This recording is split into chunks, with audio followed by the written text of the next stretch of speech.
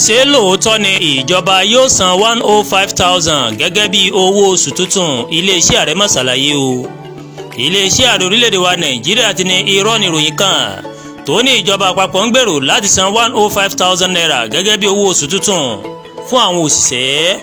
olùbádámọ̀ràn fún ààrẹ ìyẹn Báyọ̀ Ọ̀nánúgà ló mà kéde yìí lójú òpó ayélujára X rẹ̀ ní ọjọ́bọ̀ Thursday tí ń ṣe ọjọ́ kẹfà oṣù kẹfà ọdún 2024 tá a wà nínú rẹ̀ yìí.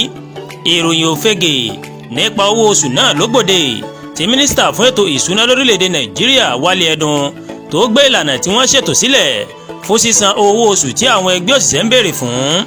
Ẹ̀bùn fìdí rẹ̀ múlẹ̀ pé tí ètò tí àwọn ṣe kalẹ̀ ti wà níwájú ààrẹ báyìí tó sì rọ àwọn aráàlú láti má jáyà o lórí ohunkóhun nípa iye tí ìjọba fẹ́ san fún àwọn òṣìṣẹ́ gẹ́gẹ́ bí owó oṣù tuntun tó kéré jùlọ.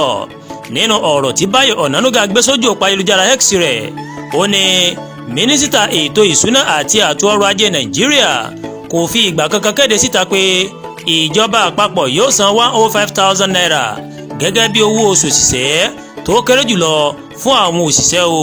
ìròyìn tó lọ káàkiri nípa owó oṣù jẹ́ ìròyìn òfegè gẹ́gẹ́ bí wọ́n ṣe ṣàlàyé.